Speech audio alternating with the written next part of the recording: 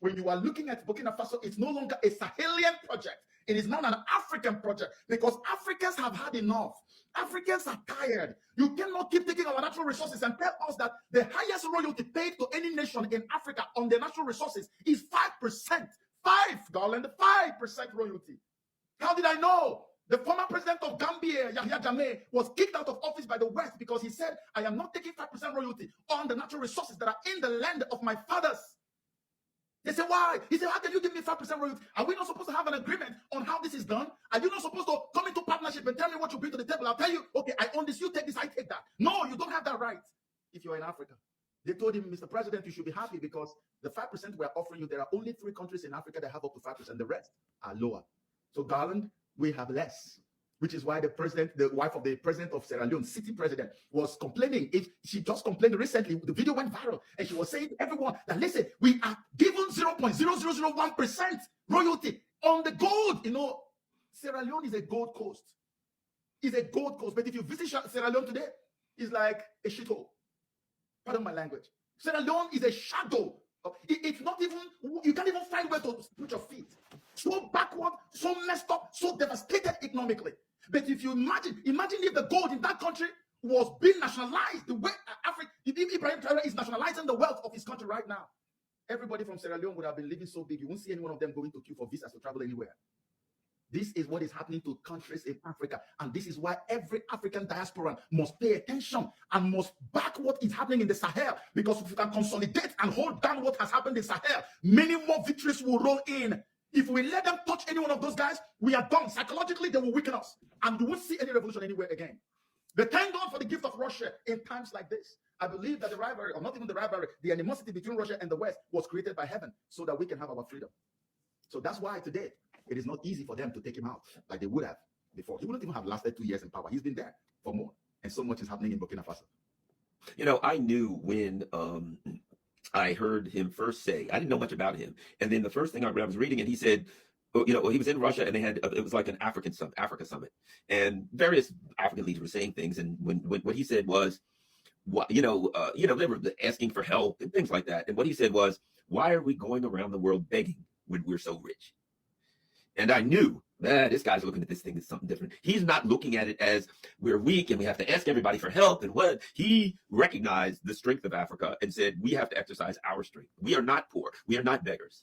And the vision of him, he's a big, strong guy. You know, you look at him, he's a big, strong guy. And he wears his military uniform, you know, the uniform of armed struggle. And the way he talks is, it's not anger, it's confidence. It's strength. And as soon as you hear him, you say, yeah, that guy, he means business. And he's not weak. He's not begging. He's not asking. He's saying, we have a right to this and we will have it. Yes. Because, you know, Garland, passion is infectious. When you see passion, no one explains it to you. You can feel it. It's very infectious, very relatable. When you see Ibrahim Traoré, the reason we call him an archetype is because he is an embodiment of all the cries and the weeping and the pains of Africa. He's not the only one in the Sahel. Remember, the revolution began in Mali. And we have to give it up for that brother in Mali who held it together until Burkina Faso then happened. And then you have Niger Republic. It was the motivation of Mali. It was Mali that motivated this Burkina Faso, that inspired Burkina Faso to happen. And Burkina Faso inspired Niger Republic to happen. And the three of them are now inspiring many other revolutionaries and revolutions that are breeding right now, that are sitting in different parts of Africa. There are so many more that are going to fall in. Mark my words. In no distant time, you're going to see many more African countries. And that is the essence of making sure that Ibrahim Traoré is protected. Ibrahim Traoré only just happens to be the one that has been singled out as the poster child for what God is about to do on the continent of Africa. He's not the only one, but he has been singled as a sign. When I made a particular video I put out some time ago, I said, Ibrahim Traoré is the sign from God. A single human being that became a sign of an entire revolutionary process. That's who he has become. So when you hear him speak, you will feel it. You will see it coming. You can feel the fire in his bones. And he's very calm and calculated. He knows exactly that our time has come. They said you cannot defeat an idea whose time has come. How can you defeat it? This idea has been there. It's been there for so many years. And many of our forefathers died hoping and believing that this day will come. But eventually, it pleased God that it will happen in our own lifetime. And it is happening right now. And there's nothing anybody can do about it. That is why, Garland, can you believe it? You think it's fake news? More than 18 to 20 assassination attempts on Ibrahim Traoré, all of them failed. And I can bet you today, he is not the only one they're trying to take out. You can imagine how many assassination attempts Assimi Goïta of Mali has also endured. You can imagine how many that Chiani of Niger Republic has also endured. But now they are targeting Ibrahim Traoré because Burkina Faso is now the place, like the headquarters of the AES nations, the Sahel states that have broken with the colonial powers. So Burkina Faso is the security headquarters for them. That's where almost everything is coordinated from. So they want to target and destroy this one that has come out as the symbol of the revolution, so that the moment they do it, every other person will be psychologically incapacitated, and the rest of Africa will crawl back into their cocoons, crawl back into their shells and say, well, I said it before, we are never going to be free. We are not meant to be free. A lot of Africans already believe that we are not meant to be free from the colonial powers. That's why you have puppets all over the place. Puppets giving their whole life to serve the colonial powers in the 21st century.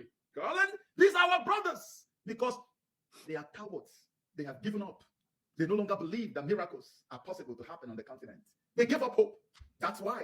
So the colonials use them. Look at Cameroon. Look at so many parts of Africa.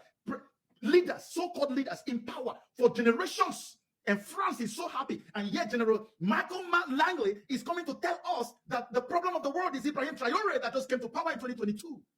But you have the guy in Cameroon and in different other parts of Africa who have done decades in power, nothing but tyranny on their people. And then allowing France and colonials to steal all the money and take them away. That's all they've done. Nobody cares about the people who are dying and languishing in poverty. But the one man who has come out with his brothers in the Sahel region to say, enough is enough. Africa belongs to Africans. We don't want to exist alone as Africans. We want to do business. We want to be partners with every other person, but it has to be a win-win. You cannot make it a win-lose in favor of the colonials. On something that belongs to me, no. Enough is enough. Now, what you hear the people, the day-to-day people, your friends, your relatives. What are the people of Africa, the everyday people on the street saying? Are you hearing something different from them? Are the whisperings, the discussions of everyday people who are struggling to survive, is that changing because of this new phenomenon? Darling, do you know what is happening in Africa?